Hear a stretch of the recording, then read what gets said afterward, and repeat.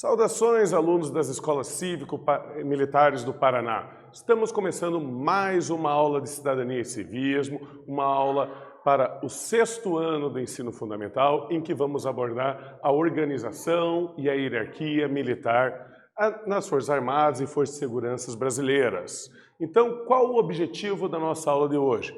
O objetivo é apresentar a história das Forças Armadas brasileiras, como se organizam, qual a origem de cada uma dessas forças, como que elas se apresentam na defesa da Constituição brasileira e do Estado brasileiro. Então, vamos aqui para um conhecimento prévio. Quais foram as principais guerras em que o Estado brasileiro esteve envolvido? Ele se envolveu ao longo de toda a sua história, desde a sua independência. E quais são as 3 armas que formam as Forças Armadas brasileiras? Então, eu já trago para vocês aqui a resposta. Tá. As Forças Armadas brasileiras são constituídas do Exército, da Marinha e da Aeronáutica. Entre os principais conflitos que podemos destacar foi a participação brasileira na Guerra do Paraguai e também a grande participação da Força Expedicionária Brasileira na Segunda Guerra Mundial, justamente na libertação da Itália, dentro desse contexto. Aqui eu trago para vocês, esse aqui é o símbolo do Ministério da Defesa, o brasão deles, o Estado-Maior Conjunto das Forças Armadas, junto com cada arma de cada uma dessas forças brasileiras. Então, todas elas são organizadas de maneira contínua, somadas aí na defesa do Estado de Direito do Estado brasileiro. Problematização. Você sabe qual o papel das Forças Armadas na sociedade brasileira? E mais, como ela tem desenvolvido esse seu papel ao longo de sua história? Então, essa é uma questão que nós vamos analisar aí ao longo desta nossa aula. Eu já digo aqui, pelo artigo 42 da Constituição Brasileira de 1989, as Forças Armadas, constituídas pela Marinha, pelo Exército e pela Aeronáutica, são instituições nacionais permanentes e regulares. Isso é, elas sempre vão se manter e elas sempre têm uma existência regular, elas são contínuas à história do nosso próprio Estado. Tá? Organizadas com base na hierarquia e na disciplina, sob a autoridade suprema do Presidente da República, e destinam-se à defesa da pátria, à garantia dos poderes constitucionais e, por iniciativa de qualquer deles, da lei e da ordem. Então, é isso que diz a lei máxima do nosso país sobre a função deles. Então, são uma instituição de Estado. Eles não servem a um presidente, a um governante. Eles servem ao Estado brasileiro. Vamos lembrar que o Estado, ele é permanente. Já os governos, eles mudam de acordo com as eleições de uma democracia. Eles são passageiros. Então, a função das Forças Armadas está em relação ao Brasil e não a um presidente específico ou a um governante específico. E ela se mantém com regularidade a serviço da nação brasileira. Então, como a gente já está falando, é uma instituição de Estado. Interpretando a Constituição, as Forças Armadas são uma instituição de Estado a serviço do Brasil, independente de qual governante esteja no poder, pois suas obrigações estão vinculadas à pátria-mãe, que é permanente, e não ao governante, que é passageiro. Por isso eu trago aqui para vocês, esse aqui é o selo da Presidência da República, justamente demonstrando que ela serve ao presidente. O presidente tem sua participação dentro dessa instituição, independente de quem ocupe o cargo naquele momento, pois a obrigação maior é uma obrigação de Estado e não de governo. Então vamos para a nossa primeira atividade da aula de hoje. O que significa dizer que as Forças Armadas são instituições permanentes e de Estado? Vocês vão ter um tempinho aí para pensar e eu já retorno.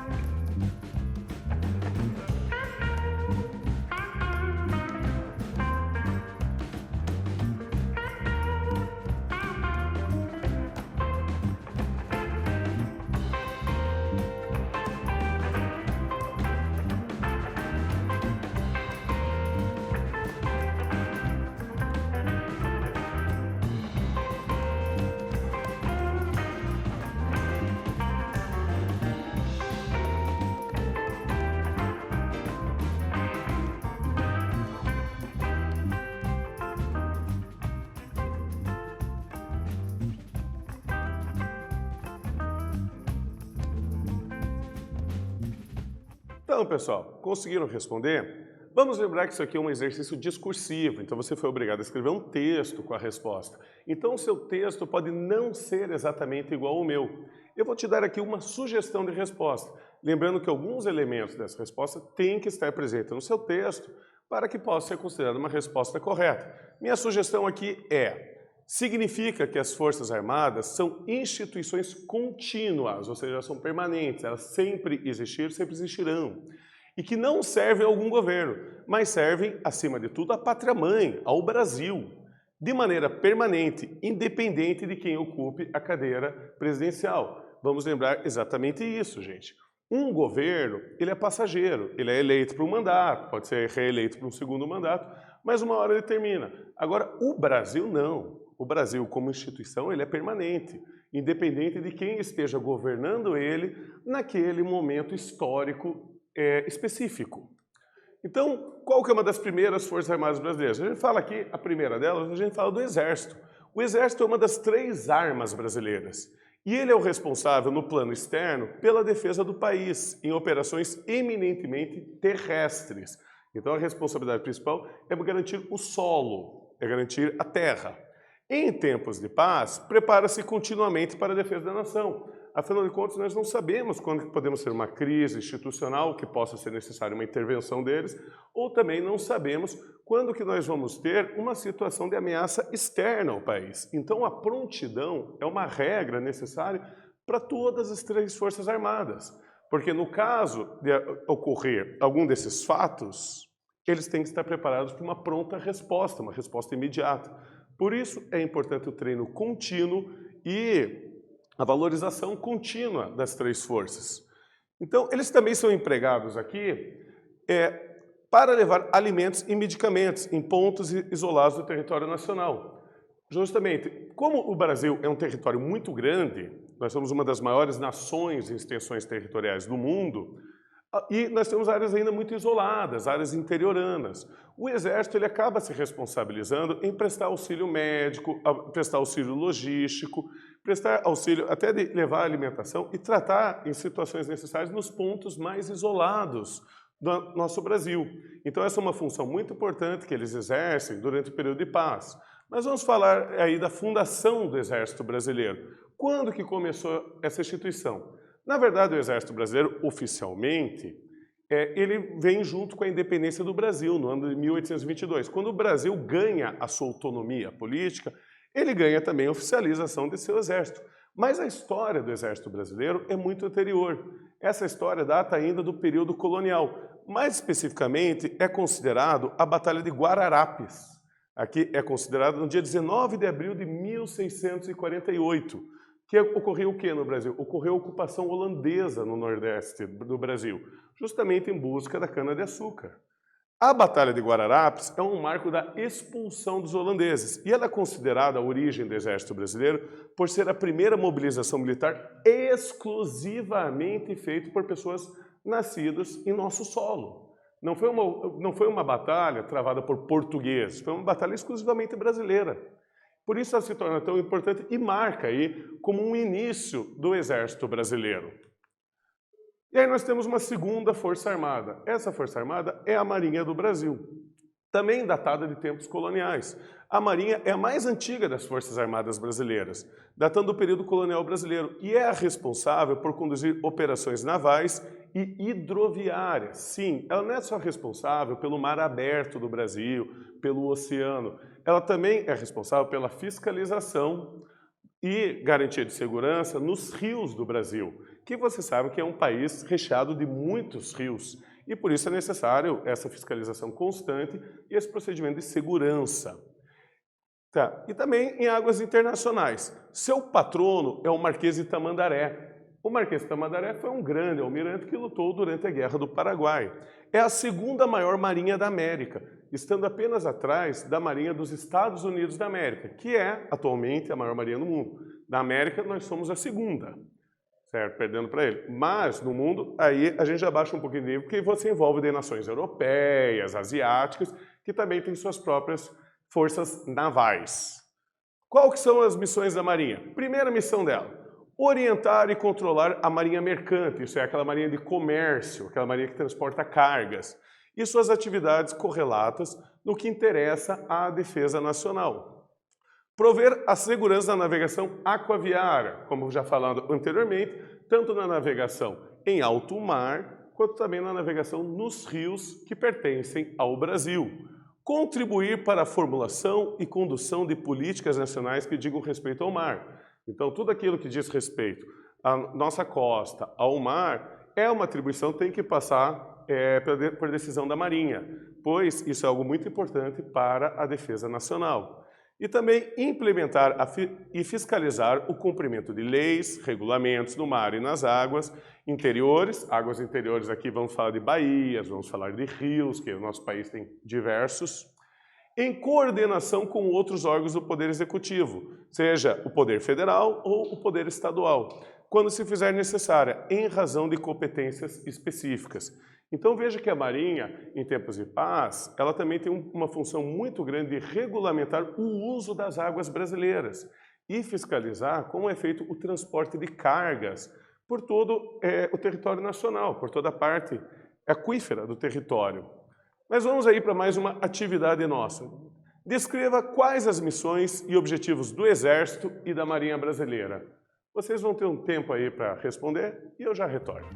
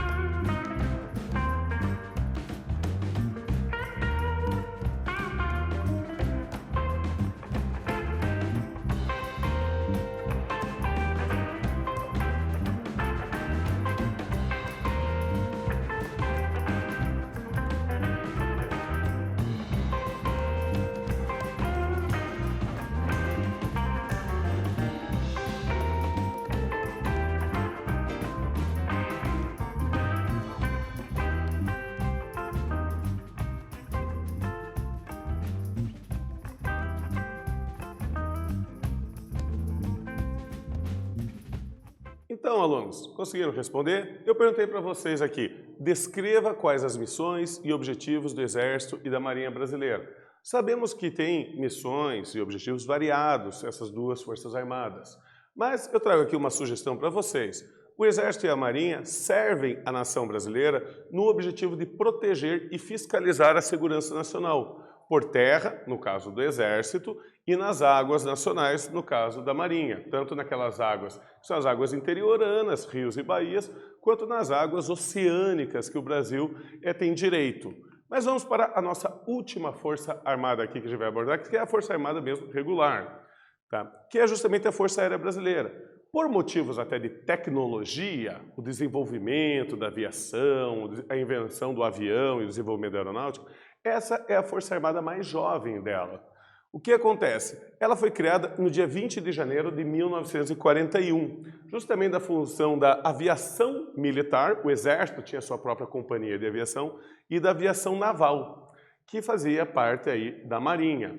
O que ocorre? Com o desenvolvimento e a necessidade cada vez maior de vigiar os ares do Brasil, o equipamento militar, tanto da aviação militar quanto da aviação naval, foi juntado.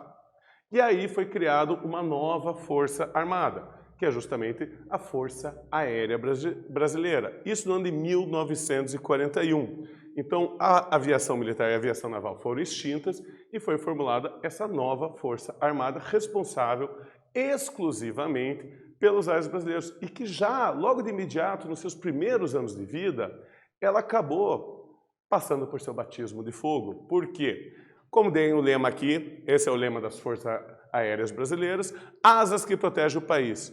A Força Aérea Brasileira ela foi muito importante durante a existência da Força Expedicionária Brasileira, que foi encaminhada em 1944. Olhem bem, em 1941 ela foi fundada.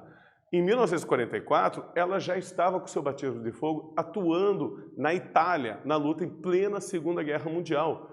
Muito pouco tempo depois. Como a gente pode ver aqui, um avião P-47 com o distintivo da Força Aérea Brasileira, Sentapua, que era o lema deles, durante a Segunda Guerra Mundial. Então, ali, ela participou frente a frente com o Exército Brasileiro e com a Força Expedicionária Brasileira, garantindo a libertação desse país, que foi a Itália.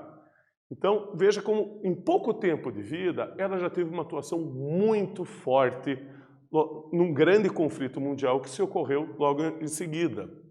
E nós temos aqui também a Polícia Militar. No caso aqui eu trago para vocês, esse aqui é o brasão da Polícia Militar do Paraná e aqui do Corpo de Bombeiros do Paraná, que integra a Polícia Militar do Paraná. Por que eu trago eles aqui?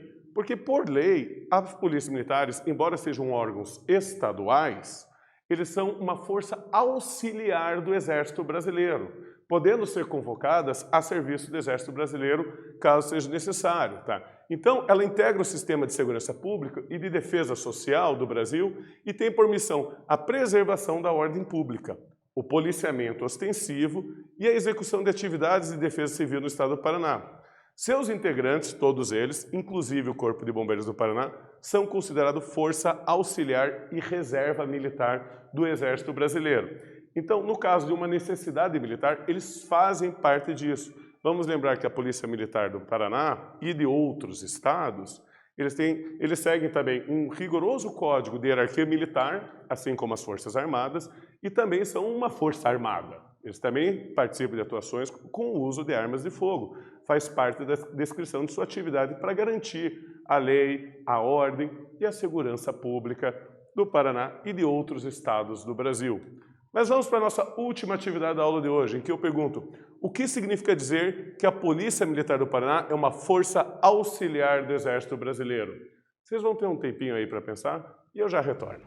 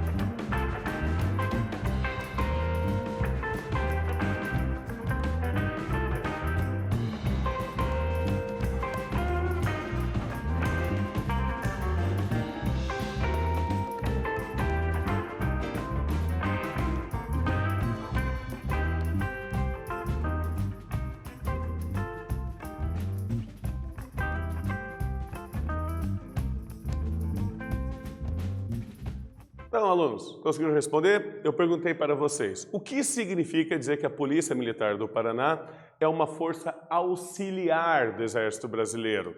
Então, aqui minha sugestão de resposta. Como última das Forças Armadas uniformizadas e armadas, obviamente, pode ser convocada pelo Exército Brasileiro na defesa e segurança do território nacional, estando permanentemente à disposição do Exército Brasileiro e das demais Forças Armadas que compõem aí o Estado brasileiro. Então, o que nós vimos na aula de hoje? Como são organizadas as Forças Armadas uniformizadas do Estado brasileiro? Também observamos as funções e fundações de cada uma dessas armas. E também o papel da Polícia Militar como força auxiliar de segurança do Exército Brasileiro.